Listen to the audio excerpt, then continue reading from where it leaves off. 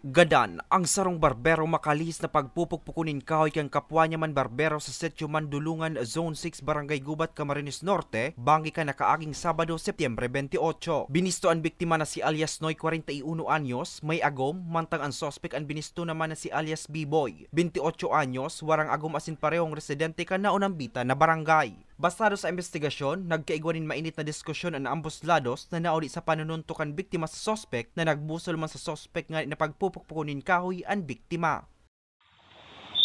Yung isang witness natin na nagbigan ay nakita ang suspect, nakita niya yung suspect na may daladalang kahoy at kapatakas na kasama yung kanyang ama at nagsabi na sa Bicol dialect na mag-uli na sa nabulpin na ni Biboy. Ibig sabihin, umuwi na tayo sana binugbog na ni Biboy. Dinalagan pa man kuta ang biktima sa ospital alagad pigdeklara na ining dead on arrival. Pighahanap man sa sangunyan kan otoridad ang nakadulag na sospek.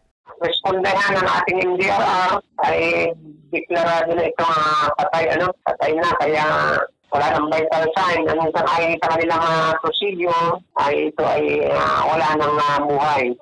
Katakod ka ini, liwat na nagpapagiramdom ang PNP sa publiko na iagi sa marhay na hururon ang anuman na daig pagkakasinabutan nga na idaing pagbasulan sa hudyan. Para sa mga baretang tatak Bicol, Hercules Barbacena.